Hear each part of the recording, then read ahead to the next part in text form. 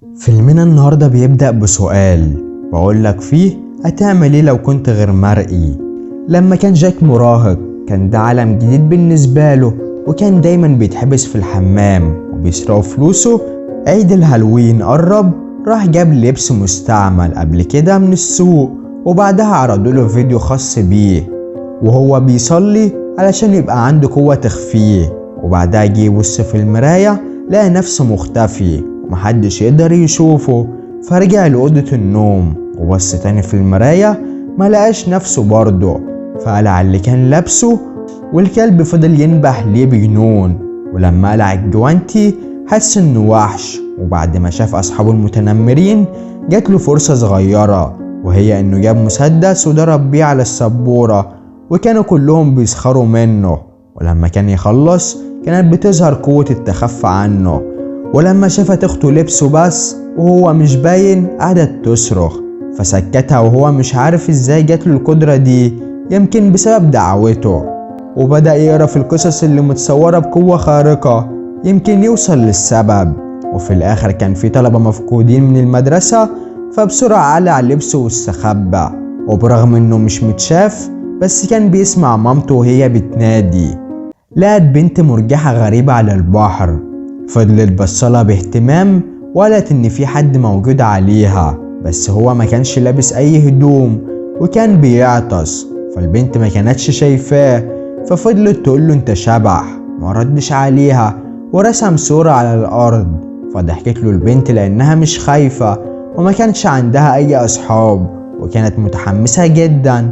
وبعدها لما كان بيشوف لوسي بتفكر فيه بالليل كان بيروح لها البيت، وبرضه ما كانش حد بيشوفه، وقعد على السرير. بس بدأت قوة الاختفاء دي تقل، ما كانش عنده الوقت انه يودعها، فجري جاك مع الكلب وشربت لوسي اناناس في مخدر. ولما وصل جاك خد لوسي بعيد، حتى الطفل ما كانش عنده القدرة انه يحارب واحد كبير كده، وكانت مامتها بتشتغل في الشرطة وخدها ووداها المختبر.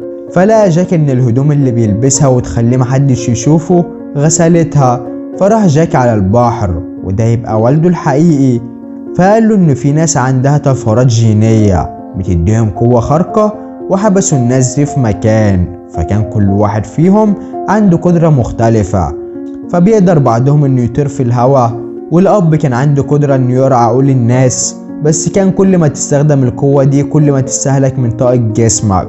والمكان ده اللي كانوا اتقابلوا فيه مامته وباباه، ووقعوا في الحب والناس ما قدروش يعملوا حاجة، وفي النهاية اتقبض عليه واتضرب بالرصاص. وكانت قوته دي هي الأم الجينية، وده باباه فستان مطرز من نفس تطريز والدته، والطريقة دي مش هيضطر انه يجري لو اتشاف في المرة الجاية. وساب جاك اثار اقدام واتقبض عليه مرة تانية، ونط جاك من الشباك واستخدموا قوة الاختفاء اللي عنده تاني، وركب موتوسيكل زميله في الفصل. وفي الوقت ده كان الطلبة اللي محجوزين في المختبر ينقذوا نفسهم، وعلى الرغم من انه اتشاف من لوسي بس ما كانش عنده القدرة انه يقاتل، فقعد يتسلل عشان يهجم عليهم. وفي واحد كان عاوز ينقذ جاك وما رفضش، وده كان رئيس الدولة، وده كان بيطارد جاك عشان يرجعه تاني للقاعدة.